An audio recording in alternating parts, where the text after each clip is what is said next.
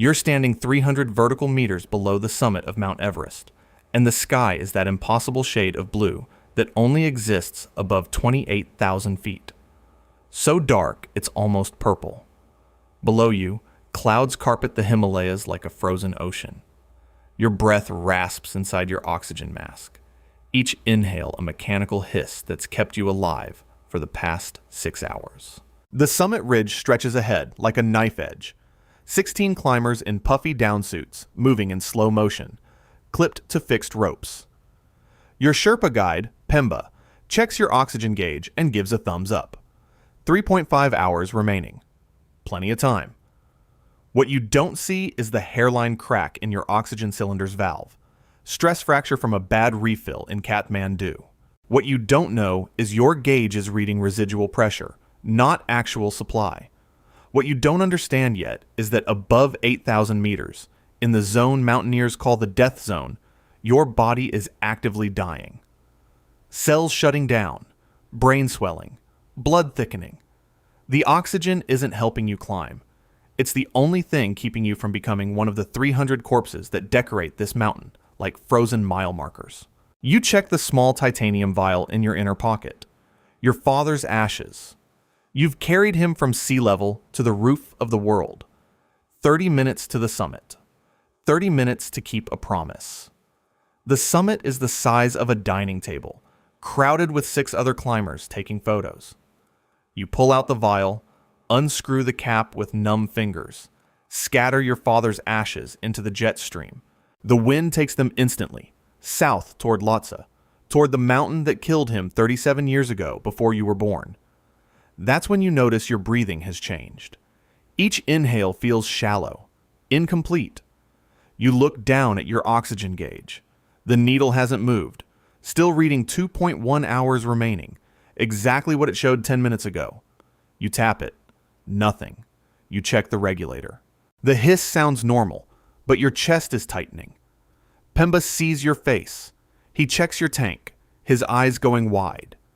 He shouts something in Nepali, then switches to English. Empty! Your tank is empty. You're at 8,849 meters without supplemental oxygen. At this altitude, humans can survive approximately 15 to 20 minutes before unconsciousness, 30 to 45 minutes before brain damage, less than 2 hours before death. The nearest oxygen cache is 400 vertical meters down at the balcony.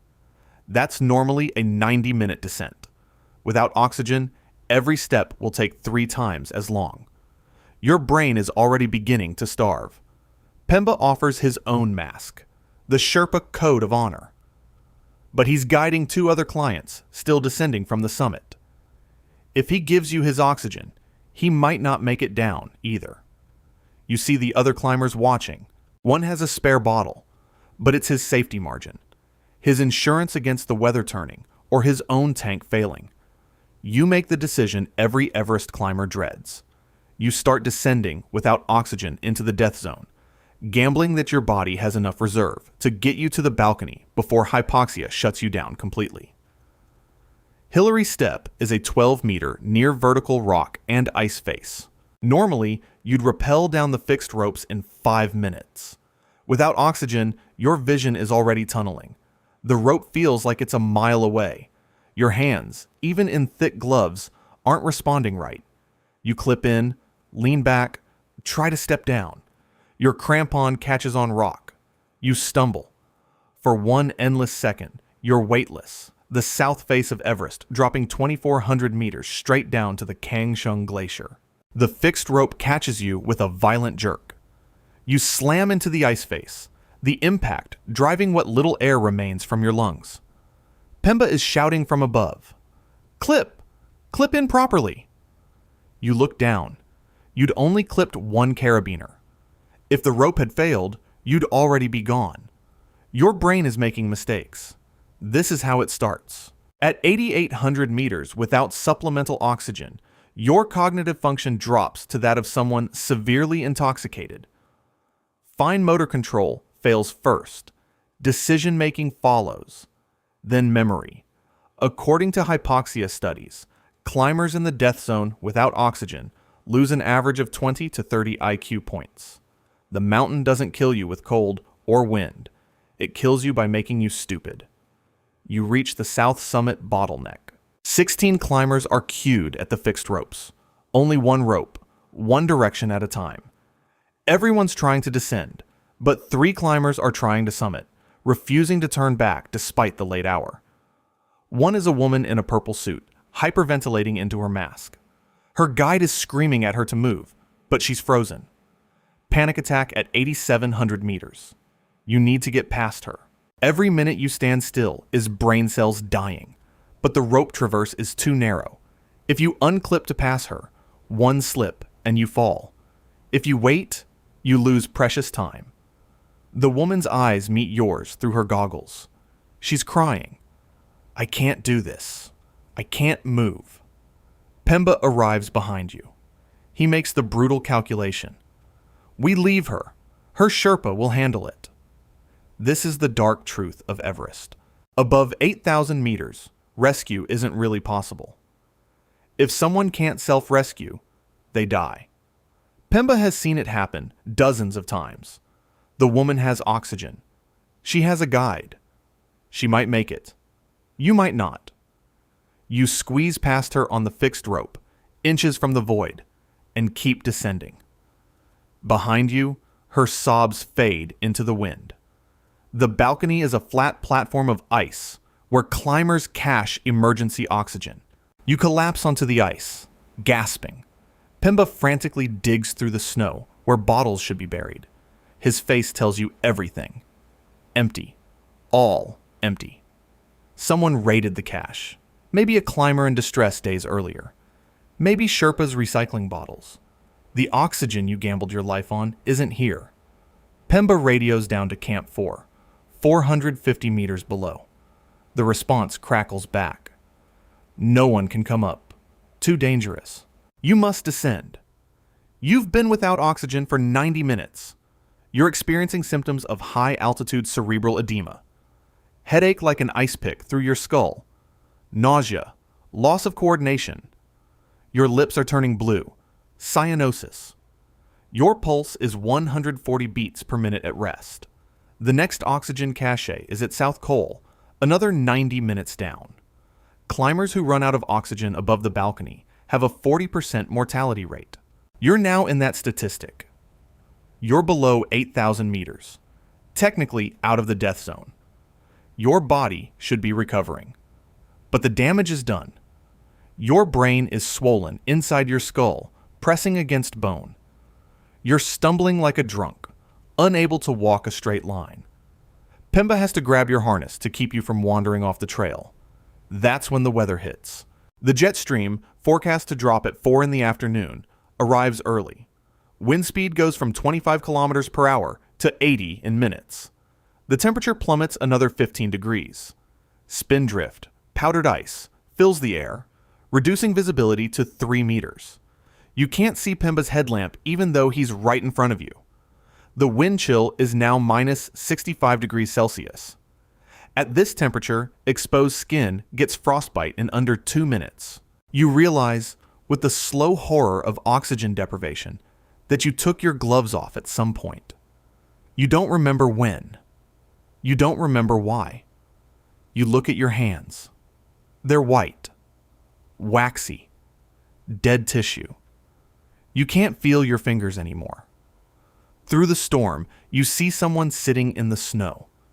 Just sitting, waiting. It's the woman in the purple suit from the south summit. She made it this far, then stopped.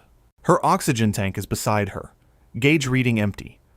Her Sherpa is gone, probably went for help, or maybe he left her. You'll never know. She looks at you with glassy eyes. I'm tired, she says. I'm just going to rest here. You know what this means. Climbers who sit down at altitude don't stand up. She's hypothermic. She's hypoxic. She's dying.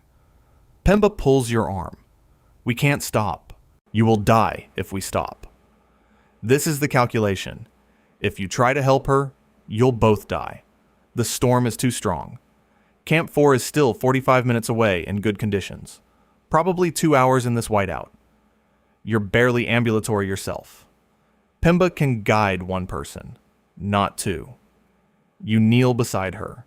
You take off your down jacket, your last defense against the cold, and wrap it around her shoulders. It's a symbolic gesture, not a survival one. You're giving her something so she doesn't die alone. She smiles. Thank you. You're very kind. Pemba screams at you. Put it back on. Now. But you're already hypothermic. You've lost the ability to make rational decisions. This is called paradoxical undressing, a symptom of severe hypothermia, where victims remove clothing because their malfunctioning brain tells them they're hot. Pemba physically tackles you, wrestles the jacket back on, and drags you away from the woman. You leave her sitting in the snow. Your legs give out. You collapse face first into the ice and can't get up. Your brain is shutting down, not from oxygen deprivation anymore, but from cerebral edema. The fluid building in your skull is killing you. Pemba is pulling you, shouting, slapping your face. You can't respond. You're in a different place now. A warm place. You're in your childhood bedroom. Your mother is reading to you. Your father is there too, even though that's impossible. He died before you were born. Am I dying?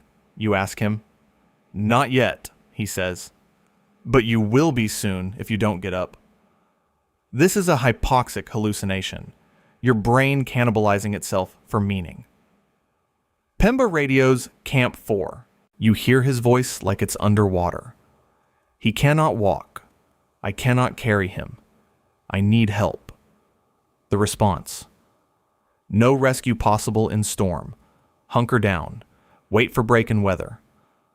But there's nowhere to hunker. You're on a 45-degree slope in a blizzard at 7,600 meters. If you stop moving, the cold kills you in under an hour. If Pemba stays with you, the cold kills him too. You've become the trolley problem in real life. One person's life versus another's. Pemba makes a decision that will haunt him forever. He clips you into a fixed rope, loops his own harness through yours, and starts dragging you like cargo. You're semi-conscious, barely helping. Each time you slip, the rope catches you. Each time Pemba hauls you up, he's burning calories he'll need to survive the night himself. Other climbers pass you in the dark, headlamps bobbing. None stop. This is Everest ethics. Every person for themselves above 7,000 meters. Stopping to help means two bodies instead of one. But Pemba doesn't leave you. Hour after hour, meter by meter, he drags you down the mountain. At 7 in the evening, the weather breaks for 10 minutes. Through the gap, you see Camp 4, a handful of lights 300 meters below. So close. Impossible distance. Pemba gets on the radio. I see camp. Send help. 2 Sherpas leave South Col with oxygen and medical supplies. They're climbing up while you're dying going down. What saves you is this. Pemba kept you moving. Movement generates heat. Movement prevents complete hypothermia. Even dragging you forced your muscles to work, kept blood flowing. Stopping would have meant death. He understood what you couldn't. At altitude, motion is survival. Hands are lifting you. Oxygen mask over your face.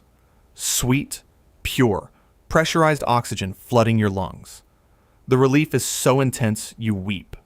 They drag you into a tent. Camp 4. Doctor, a volunteer from New Zealand, examines you with a headlamp. Frostbite, 8 fingers, both feet. High altitude cerebral edema. Severe. Hypothermia, moderate. Cerebral function, degraded. You're lucky, she says. Another hour and we'd be zipping you into a body bag. Pemba collapses beside you, his own oxygen mask on.